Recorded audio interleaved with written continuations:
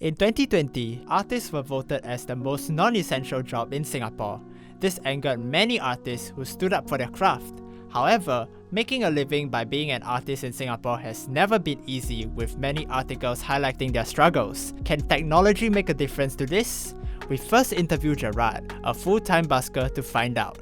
Hi, I'm Gerard. I am 26 years old this year and I am a busker. I sing and I play the keyboard in public. I do English songs, mostly popular songs from the 60s up till now. The busking life chose me. I didn't really choose to be a busker. I attended this skate program back in 2022, kind of gave an intro to busking, and I decided to just give it a go and try. At that point, I was studying in uni, so I thought, it would be fun to try. But then after doing it, I realized how much I enjoyed it. Believe it or not, it was sustainable as an income, so I was like, might as well do something I enjoy with my life. Besides the fact that you are performing your art, it's also another layer on that, because busking is unique in the way that you interact with people on the street, random people, because usually if you're performing, it's either you're on a stage and you're surrounded by people who chose to come and watch you. But busking is a lot different because they're really just the everyday man and woman on the street walking around. So you get to interact with them, you see a positive response, sometimes you may also see negative responses. But I think it's the way that you interact with the audience that sets busking apart from any other performance. I feel like artists in Singapore are generally forgotten and underappreciated locally. It's usually only when they go overseas to either China, Indonesia or Hong Kong or something, and then they make a name for themselves there. Then they come back and then the Singaporeans are like, we've appreciated you all this while, but actually no one really cared until they got famous elsewhere. Technology has helped me to increase my income, my reach, and my ability to retain audience as well, because now I can put a Pay Now QR code on my poster. So previously, where people would not carry any money, they wouldn't be able to give anything to buskers. But now people can scan the Pay Now QR code and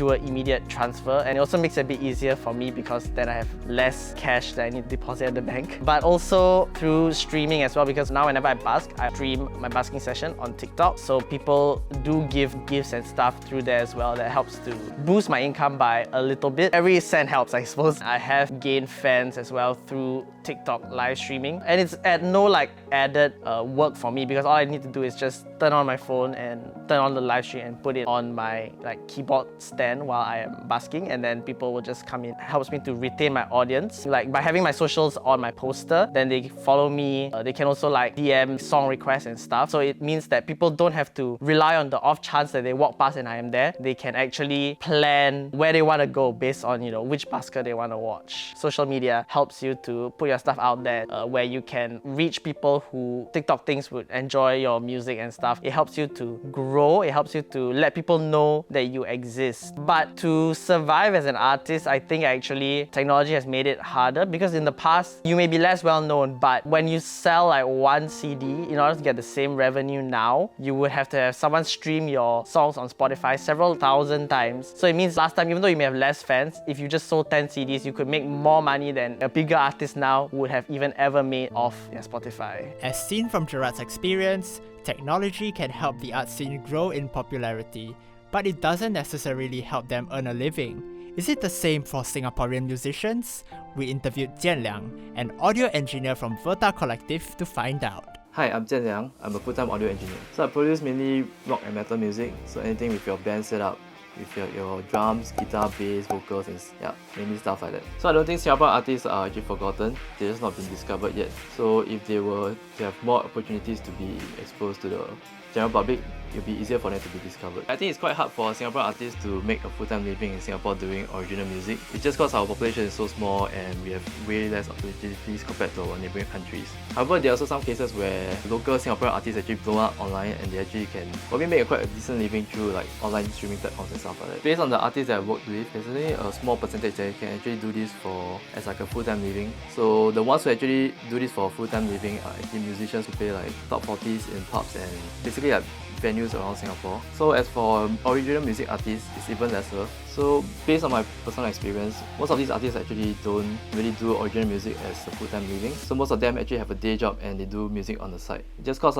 Singapore's cost of living is so high, right? And it's very hard to actually make enough money to sustain a living in Singapore just by doing original music. So as an audio engineer, how we use technology is we try to find the best AI tools or any up-to-date state-of-the-art equipment to speed up our workflow and to improve our efficiency so we can actually provide a better experience for our artists and deliver a better product to them. And also we try to utilize social media more to stay relevant by creating content for our artists such as music videos and like live session and interviews so we can post on social media and get more awareness for our local music artists and also to our services that we provide. Yeah, I think technology can be utilized by Singaporean artists to stay relevant in this competitive music market, right? I think social media is the best way for artists to actually stay relevant in this digital age. So without social media, it's actually hard to reach out to a new audience out there. So with social media, artists can actually like put their stuff up online and reach a global market way beyond like just the local population of like our 5 to 6 million people here. So this is one of the best tools for artists to actually utilize to get their music out there. So I think one piece of advice for artists and musicians out there is to actually be more open-minded so they can try to utilize like modern technologies such as AI and stuff like that to actually help them with their songwriting so they can actually put out more stuff, deliver more content to their audience and stuff like that. So, what's the verdict? Can technology prevent Singaporean artists from being forgotten? The answer is yes. However, making a living from art will be a struggle for many decades to come, as Singaporean artists will have to adapt to new technology fast in order to stay relevant and have a sustainable artistic career.